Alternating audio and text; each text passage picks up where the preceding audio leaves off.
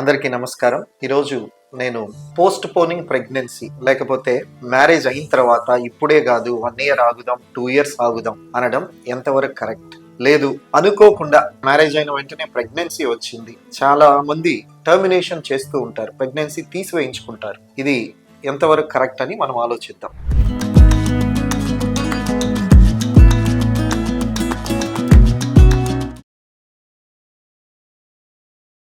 వాస్తవంగా ప్రస్తుతం మనకు ఫర్టిలిటీ పొటెన్షియల్ చాలా తగ్గిపోయింది. అప్పటితో పోలిస్తే ఈరోజు ఫర్టిలిటీ పొటెన్షియల్ చాలా తగ్గిపోయింది. కాబట్టి ప్రెగ్నెన్సీ వచ్చిన వారు సాధ్యమైనంత వరకు ప్రెగ్నెన్సీని కంటిన్యూ చేయడం చాలా మంచిది. ఎందుకంటే మేము చాలా మందిని చూస్తున్నాం, ప్రెగ్నెన్సీ వచ్చింది వద్దనుకుని తీసివేశారు, ఆ తర్వాత ఇయర్స్ టుగెదర్ వాళ్ళకి పిల్లలు లేరు, ఫైనలీ అడాప్షన్కి వెళ్లాల్సిన పరిస్థితి కూడా కొంతమందికి వచ్చింది. కాబట్టి ప్రెగ్నెన్సీ వచ్చినప్పుడు దాన్ని కంటిన్యూ చేయడం ఇట్ ఈస్ వెరీ గుడ్, చాలా మంచిది. అది అనవసరంగా టర్మినేషన్ చేసుకోవద్దు. తర్వాత మ్యారేజ్ అయింది ఇప్పుడే వద్దు అని కూడా అనుకోవడం మంచిది కాదు. ఎందుకంటే సంవత్సరాలు జరిగే కొద్ది పురుషుల్లో అయినా స్త్రీలలో అయినా ఫర్టిలిటీ పొటెన్షియల్ తగ్గిపోతుంది. అంటే పిల్లలు పుట్టే ఆ కెపాసిటీ తగ్గిపోతుంది. అందువల్ల ఎంత తొందరగా వీలైతే అంత తొందరగా ప్రెగ్నెన్సీ రావడం చాలా అవసరం. కాబట్టి అనవసరంగా తప్పని పరిస్థితిలో తప్ప pregnancy as early as possible marriage అయిన తర్వాత